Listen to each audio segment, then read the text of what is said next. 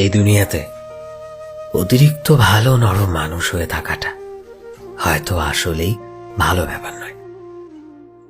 এই নরম মানুষগুলোকে না মানুষ খুব সহজেই পেয়ে বসে আর ভেঙে চুরমার করে দেয়।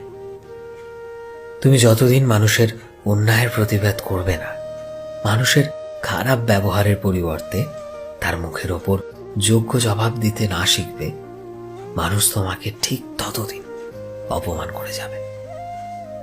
কেউ তোমায় অপমান করলে তার পরিবর্তে তাকেও ঠিক ও সমানভাবে অপমান করো।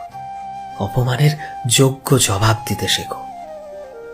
ভালো মানুষ ভেবে সেটাকে মনের মাঝে ধরে রাখার কোনো দরকার নেই। কেউ যদি তোমায় অপমান করে তার পরিবর্তে যোগ্য জবাব না পায়, তবে সেই মানুষটা কোথাও না কোথাও যেন পেয়ে বসে।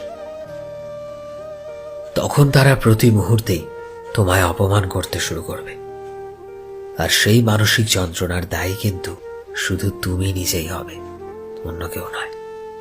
তাই জীবনে একটু হলেও স্ট্রেইট ফরওয়ার্ড হতে শিখতে হয়, একটু স্পষ্টবাদী হয়ে যোগ্য জবাবটা দিতে হয়। এতে তুমি কারোর কাছে রুড হবে, আবার কারোর কাছে অ্যারোগেন্ট হবে, আবার কারোর কাছে বেয়াদব কিংবা অসভ্য। আর সত্যি বলতে কি বলতো, কে কি বলে বলুক না, কখনো কখনো নিজের আত্মসম্মান বজায় রাখতে একটু আধটু রুড অ্যারোগেন্ট হতেই হয়।